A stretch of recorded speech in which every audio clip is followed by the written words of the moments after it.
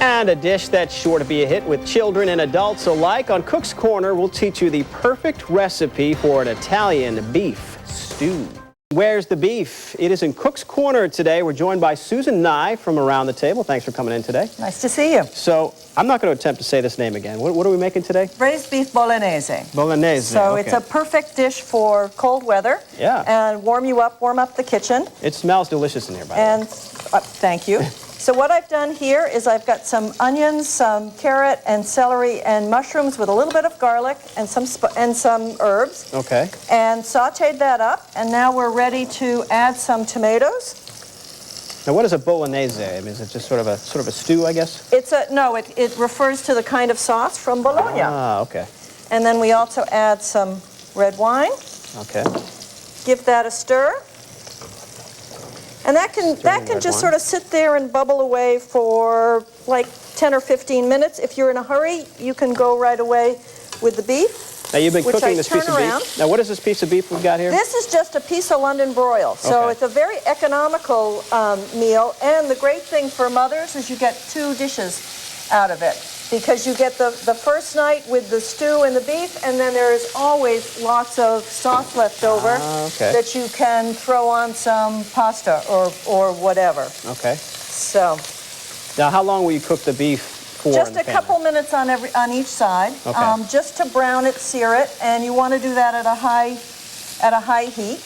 Okay. So eventually that'll get done as it get mixed together. Is that how it works? So then what I do is. We're just going to pretend that everything has been going for We would never pretend here at Cook's Corner. Hey, listen, I got to tell you, when I'm in a rush anyway, I just throw it in even before this reaches a bubble. Okay. And you just toss it right in there. You don't even cut it up first. No, just toss. Well, that's why it's so easy, because if you had to cut it up, you'd have to brown all the sides, and it would take forever. Okay. Then I just throw it in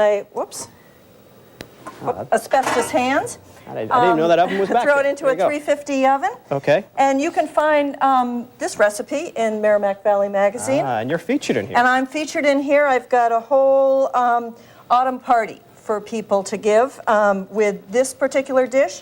And a couple things over here that you can serve with it. It's a crispy polenta, which is very easy to do because you can put it together in the morning, and then you just heat it up in the oven, 10 minutes before you're ready to serve. What is polenta for folks who don't know? Polenta is cornmeal. It's Italian cornmeal, and this is instant polenta, so it literally took me 15 minutes from start to finish to put it together, and then I throw it in the oven and just warm it up. Okay. And just beyond there is what the finished product looks like, correct? Yeah, and this is a little spinach to go with it, and here is the final beef.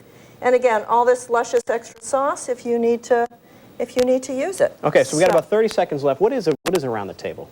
Around the table is my catering business. It's also the name of my syndicated column.